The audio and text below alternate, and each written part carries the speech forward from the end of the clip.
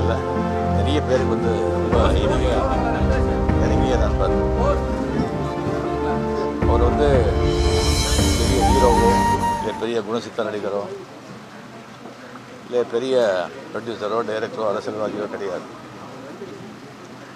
இருந்தாலும் தமிழக மாண்புமிகு முதலமைச்சர்லேருந்து இசைஞானி இளையராஜாவிலேருந்து எல்லா பிரபலங்களும் வந்து ஒரு மறைவுக்கு அஞ்சலி செலுத்துகிறாங்கன்னு சொன்னால் அது ஒரு எப்படி வாழ்ந்தாங்க அப்படின்றதுக்கு ஒரு சான்று. இந்த ஆடு தொடாத இலையதுன்னு சொல்கிறாங்க, அந்த மாதிரி அவருக்கு தெரியாத விஷயங்களே கிடையாது. நிறைய படிப்பார், நிறைய விஷயங்கள் தெரிஞ்சுக்குவார்.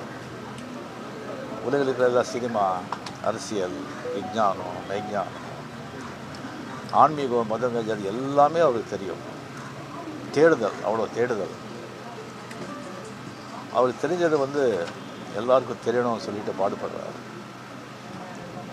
அந்த மாதிரி ஒரு நல்லவராக அவர் வாழ்ந்தார். எனக்கு அடிக்கடி சந்திப்பார். சந்தித்து நான் நீங்கள் ரொம்ப நல்லா இருக்கணும், ரொம்ப நாள் நல்லா இருக்கணும், ஆரோக்கியமாக இருக்கணும், அதுக்கு நீங்கள் என்னென்ன செய்யணும், என்னென்ன சாப்பிடணும் அப்படியெல்லாம் சொல்லுவார். அவர் திடீர்னு இப்போ நம்ம கூட இல்லைங்கிறது ஒரு பெரிய ஒரு அதிர்ச்சி. மிக நல்ல மனிதர். அவருடைய எழுப்பு பேர் எழுப்பு. மகாத்மா சாந்தி. நன்றி.